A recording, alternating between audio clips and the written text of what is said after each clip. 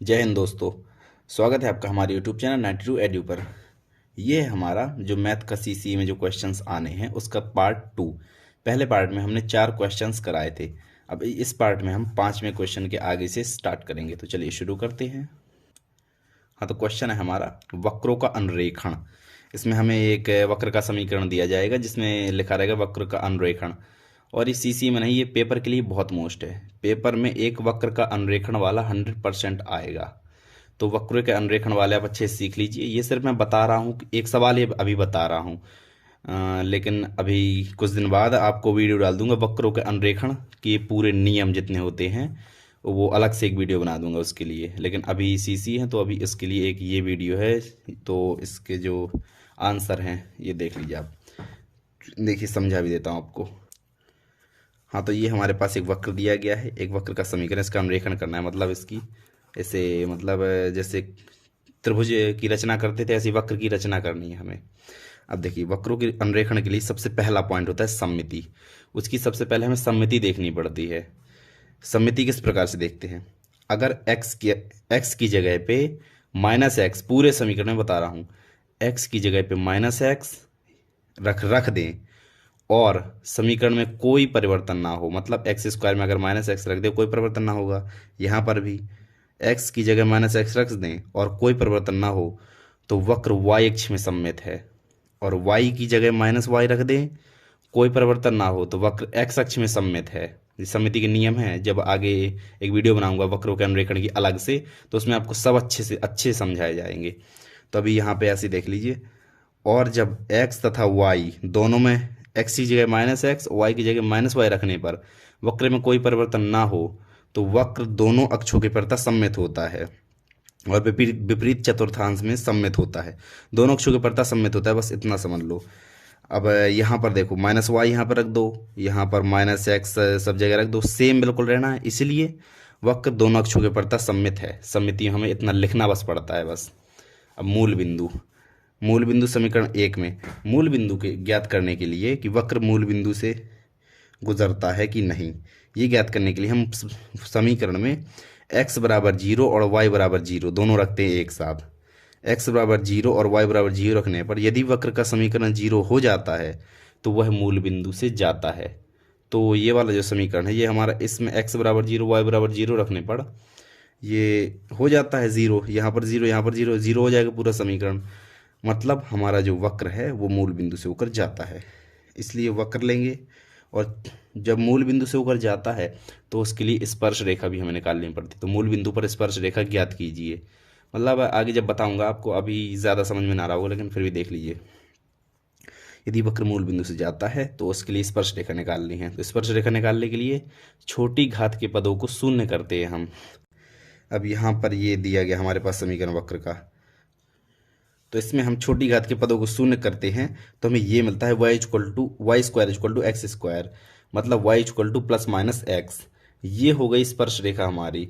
मूल बिंदु पर स्पर्श रेखा y = ±x है, जो कि वास्तविक तथा भिन्न है। वास्तविक है क्योंकि अवास्तविक ही कई बार आ जाती है। जैसे अब आ गया, जैसे आ गया √-x, तो ये होगी हमारी अवास्तविक क्योंकि माइनस लग गया रूट के अंदर, इसलिए वास्तविक है ये वाली। अब यहाँ तक आप लिख लीजिए इसे। हाँ, अब आगे हमारे 2 पॉइंट्स कंप्लीट हो गए, सममिति और मूल बिंदु। अब तीसरा है अक्षों से प्रतिच्छेदन। ये सब नियम है हमारे वक्रों की, जो ट्रेसिंग करनी है वक्र की उसके लिए नियम है। अक्षों से प्रतिच्छेदन समीकरण में अक्षों से प्रतिच्छेदन के लिए देखो हम क्या करते हैं। नॉर्मली जब समीकरण में हम y बराबर 0 रखते हैं तो x अक्ष से प्रतिच्छेदन मिलता है, और x बराबर 0 रखते हैं तो y अक्ष से प्रतिच्छेदन मिलता है। बस समीकरण में हम एक एक करके, सबसे पहले y बराबर 0 रखा, ये आ गया हमारा। इसे हम इस तरह पक्षांतर कर देंगे तो हमारा कुछ इस प्रकार से बन जाएगा ऐसे। तो इससे हमारे x के 2 मान आ जाएंगे, 3 मान आ जाएंगे। एक x बराबर 0 और इसे उस तरह पक्षांतर करके +-a, मतलब x का मान a और -a। तो कौन कौन से प्रतिच्छेदन बिंदु हो गए? y का मान तो हमारा यहाँ पर 0 है, y का मान तो यहाँ पर 0 रखा है, तो y तो तीनों जगह 0 रहेगा। और x क्या होगा? एक जगह x 0 होगा, एक जगह +a, एक जगह -a। तो ये हो जाएंगे x, मतलब जो वक्र हम बनाएंगे वो x अक्ष को 0 0 a0 और माइनस a0 इन तीन जगह काटता है।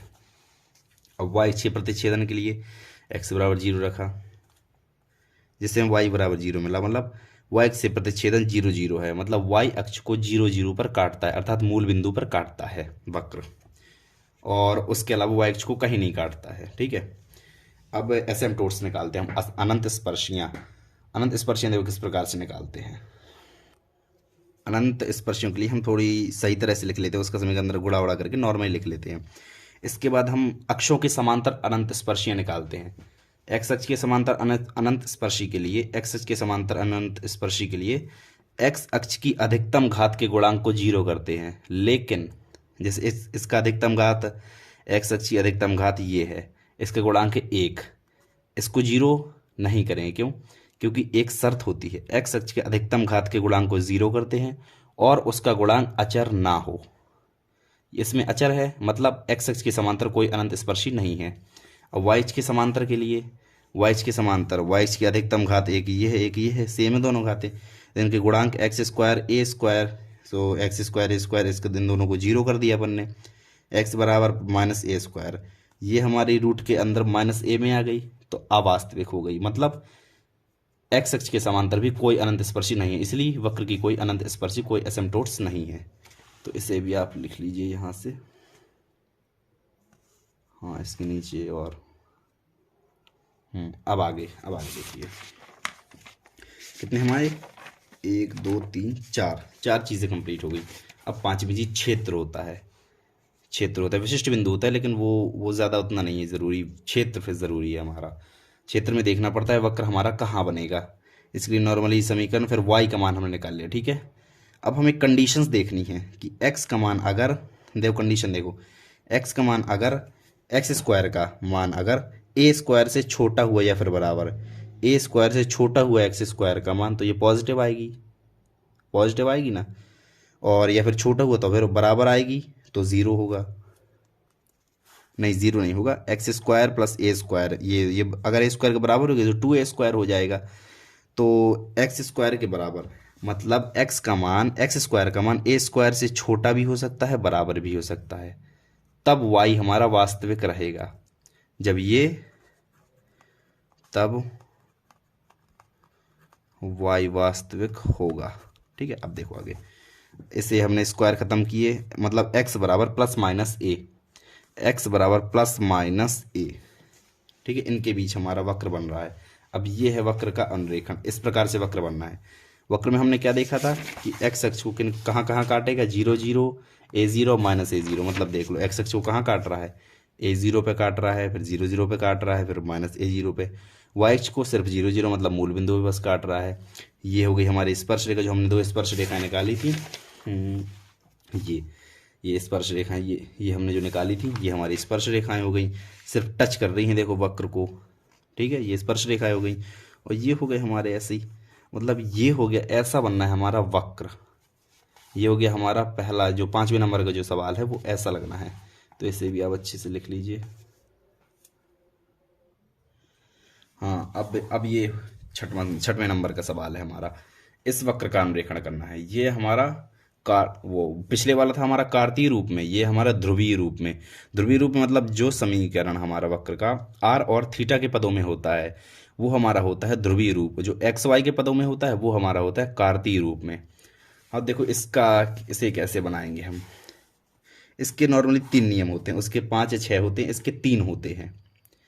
पहला होता है सममिति, इसकी सममिति देखनी पड़ती है। सममिति में क्या देखना पड़ता है, यदि थीटा को हम माइनस थीटा से परिवर्तित कर दें और वक्र का समीकरण अपरिवर्तित रहता है, थीटा को माइनस थीटा से बदला हमने, वक्र सेम रहेगा, क्योंकि cos minus theta equal to cos theta, तो वक्र तो हमारा सेम रहेगा, इसलिए वक्र एक्स अक्ष के प्रति सममित है।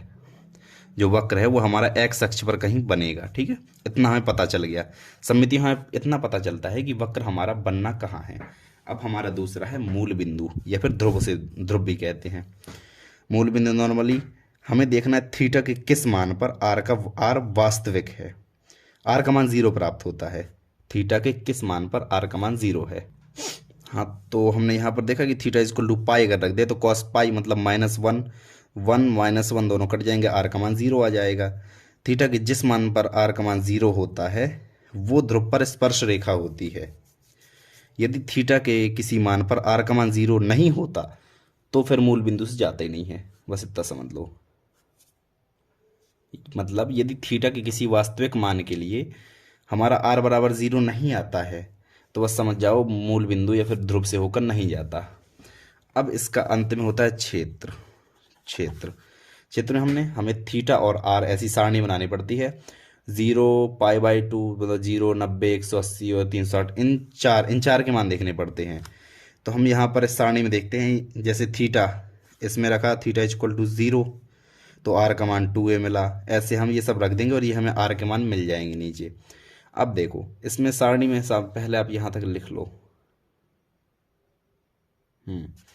अब इसमें आप देख रहे हैं सारणी में कि थीटा का मान जब हम 0 से 90 तक बढ़ाते हैं, 0 से π/2 तक बढ़ाते हैं, तो आर का मान 2a से a तक घटता है।